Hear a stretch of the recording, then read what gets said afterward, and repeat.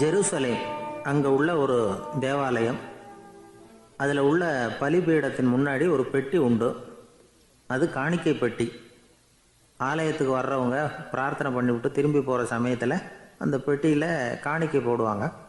அவங்களால எவ்வளவு முடியுமோ அவ்வளவு போடுறது வழக்கம். அவங்கவுங்க வசதிக்கு தகுந்த மாதிரி போடுவாங்க. வசதி உள்ளவங்களாக இருந்தாலும் சரி, வசதியே இல்லாத வறியவர்களாக இருந்தாலும் சரி, ஆலய காணிக்கை பெட்டியில் காசு போடுறது அவங்களுக்கு ரொம்ப பெருமையான ஒரு செயல்.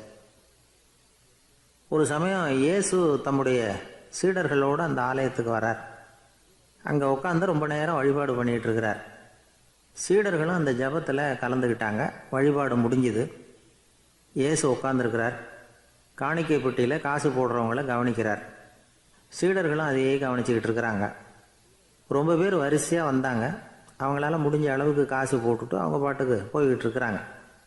வசதியானவங்க நிறைய பேர் வந்தாங்க. அதுக்கு மத்தியில் வயசான ஒரு அம்மா, அவங்களும் வந்து காசு போட்டுட்டு போகிறாங்க. இப்போ இயேசு தன்னுடைய சீடர்கள் பக்கம் திரும்பினார். ஒரு கேள்வி கேட்டார். இப்போ இந்த காணிக்கை பெட்டியில் நிறைய பேர் வந்து காசு போட்டுட்டு போகிறத நீங்கள் கவனிச்சிங்க. இன்னைக்கு இந்த காணிக்கை பெட்டியில் ரொம்பவும் அதிகமாக காசு போட்டது யார் அப்படின்னு கேட்டார். முதல்ல வந்தார ஒரு பெரிய மனுஷன், அவர் தான் அதிகமாக போட்டார் அப்படின்னார் ஒருத்தர். மூணாவதாக வந்தவர் தான் அதிகமாக போட்டார், நான் கவனித்தேன் அப்படின்னாரு இன்னொருத்தர். இப்படி ஆளுக்கு ஒரு விதமாக சொல்கிறாங்க.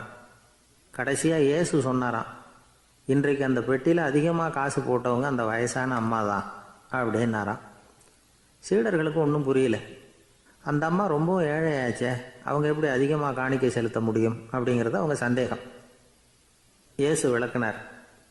நிறைய பேர் வந்தாங்க, நிறையவே காசுகள் போட்டாங்க, அது உண்மைதான். ஆனால் அந்த அம்மா என்ன பண்ணாங்க கவனிச்சிங்களா? வந்தாங்க, தன்னுடைய காசு பையை திறந்தாங்க, அப்படியே கொட்டுனாங்க. அதில் இருந்தது ரெண்டு காசுகள் தான். அந்த 2 காசும் காணிக்கை பெட்டியில் விழுந்துட்டுது. மற்றவங்கள்லாம் தங்கள்கிட்ட இருந்த செல்வத்தின் ஒரு சிறு பகுதியை எடுத்து பெட்டியில் போட்டாங்க. ஆனால் இந்த அம்மா தன்கிட்ட என்ன இருந்ததோ அதை அப்படியே போட்டுட்டாங்க. தன்னுடைய பிழைப்புக்காக வச்சுருந்த அவ்வளவையும் இழக்கிறதுக்கு தயாராகிட்டாங்க. அவ்வளவு தாராள மனசு அவங்களுக்கு. அதனால் அவங்க செலுத்தின காணிக்கை தான் அளவில் அதிகம் அப்படின்னார். விலை மதிப்பில்லாத முத்து புதையல் ஒருத்தனுக்கு கிடைக்க போகுதுன்னு வச்சுக்கோங்க. அதன் மதிப்பை உணர்ந்தவன் என்ன பண்ணுவான்? அதை அடையிறதுக்காக தன்கிட்ட இருக்கிற எதையும் கொடுக்கறதுக்கு தயாராக இருப்பான் இல்லையா? அது மாதிரி தான் இதுவும் அப்படின்னார். உலக மதிப்பீடுகளை துரும்பா தூசியாக மதித்து அதையெல்லாம் உதறி விடுகிறவன் இறையருள் அப்படிங்கிற இணையில்லாத செல்வத்தை பெறுகிறான் அப்படிங்கிறது இதில் உள்ள கருத்து. இறைவனுக்காக இழப்பதுன்னா துன்பப்படுகிறவர்களுக்காக, ஏழைகளுக்காக, ஏதுமற்றவர்களுக்காக இழப்பது அப்படின்னு அர்த்தம்.